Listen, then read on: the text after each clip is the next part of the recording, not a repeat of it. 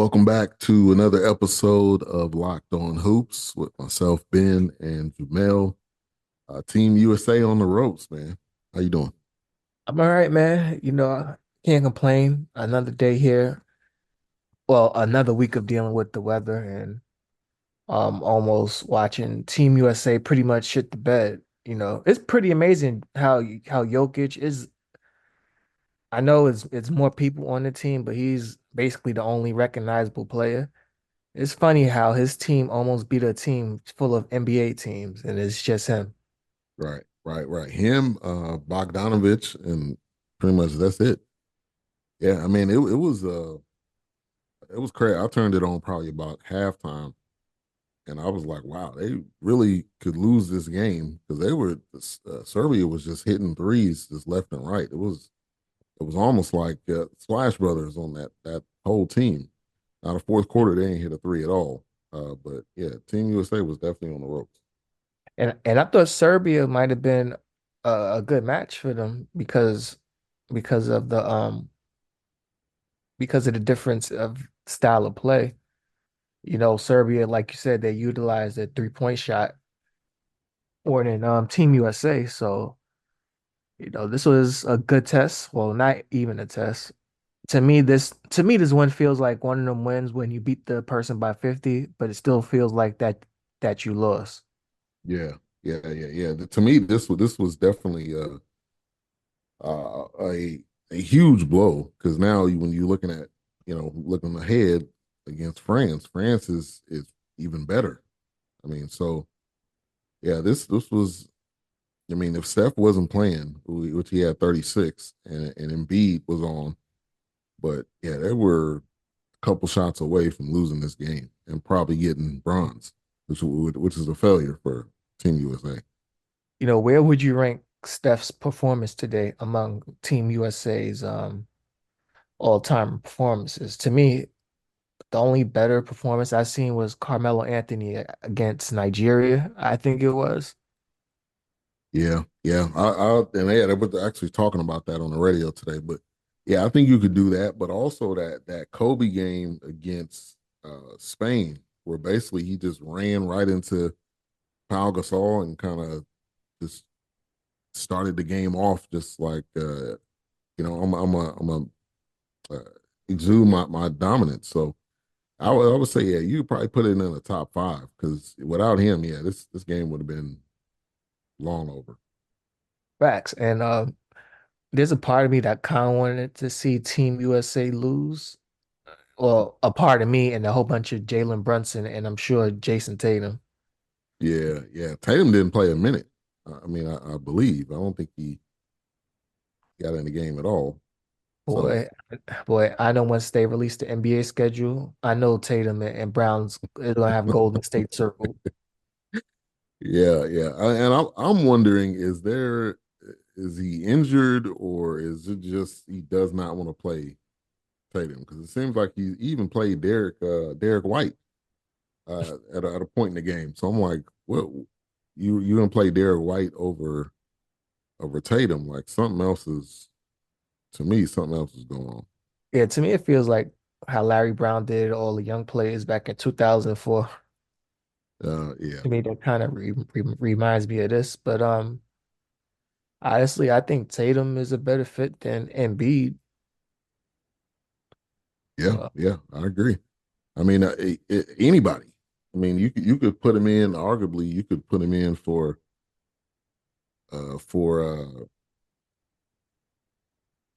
what's the name? I'm looking for the dude from Minnesota. I mean, you can put him in for him, Edwards, because I mean, he wasn't playing that great. So I mean, that would have been I think a swap that you could have did, but yeah, no, he just didn't play him at all because he was playing him.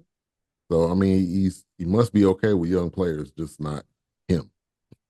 honestly, and this just goes back to what I was saying before, how they should give that last spot to just a college player instead of a player who might like have something to lose. Like say, for example, Nike sees Jason Tatum and he's not getting any minutes in the Olympic Games, and they might rescind some deals that they might have had in mind for him because of that. So that's why I think that spot should be for a college player. Yeah. When we've been talking about that, I mean, that's what they used to do. I mean, and then it will make sense if you don't play that person. It makes sense if you don't play him until garbage time because he hasn't even made an imprint in the league yet. So I get You it. know, the last person I can remember playing um on the international team like was Anthony Davis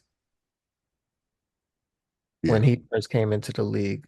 Like after that, I don't remember like anybody from college playing on the Olympic team. yeah, and AD really hadn't been playing either. Besides, certain Oh, I I think forgot he was certain on the team, matchups. to be honest Yeah, with yeah, really. He only been playing like certain matchups, so you may come in for a few minutes here and there. you. I'm sure of all players, he's the main one that's happy just to come in for for a few possessions. Yeah. That's definitely facts. And then didn't he get hurt at one point? He was on the ground. So God yeah, damn. as soon as that happened, they were like, yeah, no, He take this even dude gets out. hurt playing minimum minutes. Playing pickup. I mean, like this dude, you don't need to play at all until the season start. Like, just we already know what you can do. Just don't play until absolutely necessary. It's pretty You much what you got know, to do with him. next to Jalen Brunson, that was the last person I would have wanted to see on the Olympic team.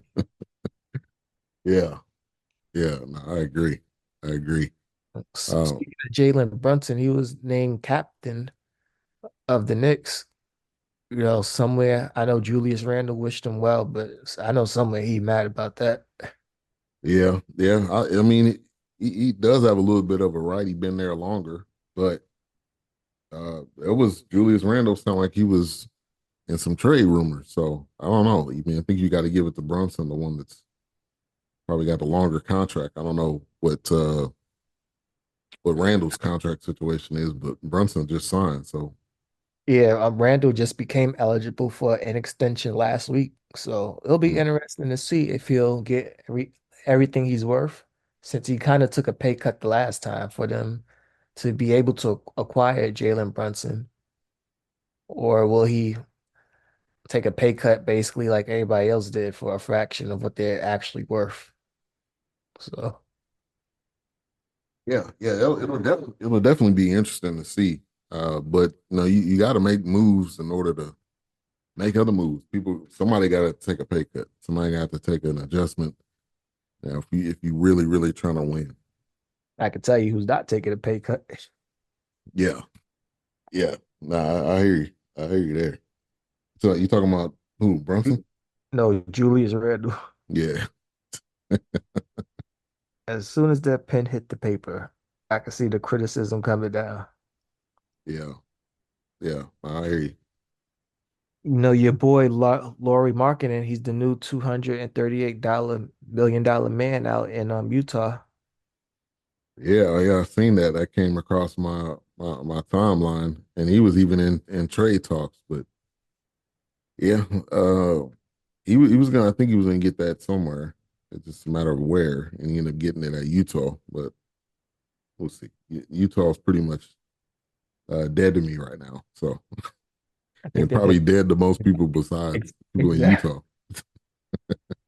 And Laurie Markkinen, he looks like a jazz player. Like if I can construct the perfect Utah jazz player, it will probably be him. Yep. Yeah, he does. He kind of reminds me of AK. They called him AK-47. I don't remember what Yes, his sir. Andre yeah. Karolinko, There you way go. before Yeah, his he kind of time. looked like him. Yeah, that's a perfect spot for him. And him and Filipowski. Both of them can hang out. No, I'm surprised GSW didn't, give Utah what they wanted for Laurie Markkinen back in the trade. If it was me, I would have gave him like whoever they wanted and just eased up on the draft picks. But Yeah, because I mean, at this point, Golden State is kind of in limbo right now. So I mean, yeah, you gotta obviously you don't have Clay, Steph, and Draymond. You got a lot of young players, but marketing would have been a good piece. I know they're still looking for somebody, so we'll see if a deal happens. probably by Facts, the trade deadline. facts. Like he could have been there Porzingis, so to speak. Yeah, yeah, yeah. No, I agree. But yeah, like I think Golden State, they're just wasting the rest of Steph Curry's prime. They're not gonna swing for the fences because it's hard for me to believe back in 2018 they would get whoever, no matter the cost. But now they're penny pinching for Laurie marketing. Right, right. And I mean they got Buddy Hield. I don't know how much.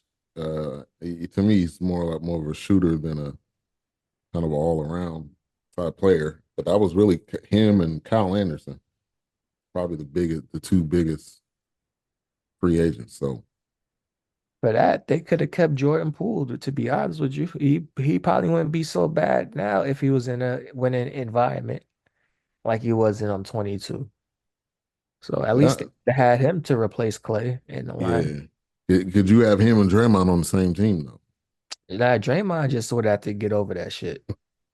I- You just If have to Kobe and suck Shaq it up. can coexist, he can coexist with punk ass Jordan Poole. Jordan Poole, who yeah, who was going to be on the second team anyway. So it's not like yeah, I don't know. Yeah, but I mean, at this point, you're right. I think they are wasting it away. And I think when it's next contract time, I mean, Steph is probably going to go. I think he's going to go home to Charlotte eventually to finish out his career. So it's just a matter of time. I kind of want to see him play with LeBron. See how that Man, would for like oh, a team. hey, I was just thinking that today. You know, with him, and when LeBron was was looking at Steph and they were looking at each other, I'm like, man, if they were on the same team together for 1 year, one or a couple years, I could only imagine what both of them are thinking, especially with this comeback. You know, you build that camaraderie. You like if it'll ever happen. So I mean, Eh, I agree with you. I kind of drink that Kool-Aid today. If Golden State decide to trade Steph, I mean, like, I, and if he end up on the Lakers, I think he can play with Bron for like or extend Bron's career at least by another maybe 2 or 3 extra years and still Yeah, playing at a championship level. yeah, because obviously Steph is still there with what he did today. I mean, he's done it. I mean, injury is the only thing that could derail Steph. But yeah, I think you can give LeBron a couple more years. Facts. And like who knows, maybe Bron finally wins number 5, I think he's looking for. But is Mm, he at 5? Yeah, he's at 4. yeah, let me Yeah, see, so bro. then maybe he will at least tie Kobe because LeBron should have way more championships than 4. Yeah, yeah, he got 4. Yeah, he's like 4, and I That's think 4 and crazy. 8 is like his finals record. He should have at least 7. Yeah, nah, I agree. I mean that especially that series against the Mavs, the first what was that the first year in Miami? I mean, I'm a Mavs fan, but they should have won that series.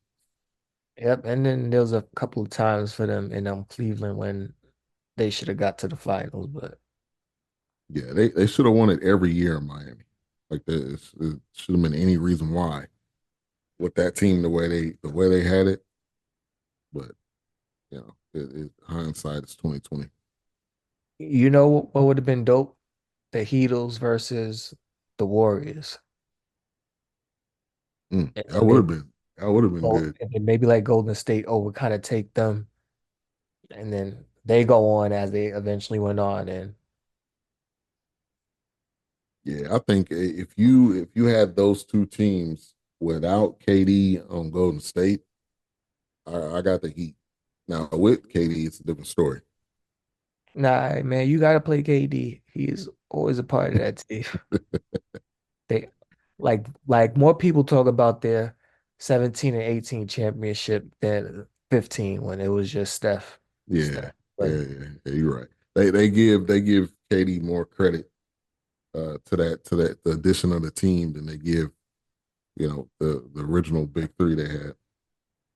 KD's been killing on the Olympics too, man. Like I'm just now noticing his defensive versatility and all the stuff he can bring on that end on the floor. It's just him like Embiid and other players. They just shouldn't be playing. But yeah, but sh but Yeah, shout hey, yeah, I didn't realize that either till it was crunch time, and it was what, 5 minutes, and everybody was playing lockdown D at that point. But yeah, KD's all time points in Olympics, which I'm surprised. I thought it would have been somebody else, but shout out to KD on that note. hmm and before we get off, man, we gotta send one out to Jeremy Lamb. He officially called it a career after coming out of the 2012 NBA draft, and he also was a part of the UConn team with Kemba Walker and the team from 2014. He's played on OKC, Charlotte, Indiana. I remember him on Toronto. I think this was right before COVID. He hit like a three quarters of a shot that was basically halfway across the court, and he switched it in. So Yeah, shout out to him, and I know there was a lot of comparisons to Tracy McGrady when he first came out of the draft. He wasn't quite T-Mac, but he still edged out a decent NBA career as a role player. yeah, definitely. To have that many years in the league, you have to have some type of contribution to the team. Like you can't just be a complete bum. So, man, shout out to the guy, man. Been in the league for that long. Um, won the championship at UConn, obviously. So yeah, so you can ride off into the sunset and enjoy his retirement. Something that I envy. Yeah, yeah. You probably got to, what 20 more years. Maybe like 30, maybe. Yeah, depending on what that 25. Social Security gonna look like by the time we get there. Once I get these bricks, my retirement. Now let me stop playing around Yeah, to my FBI agent. right, right.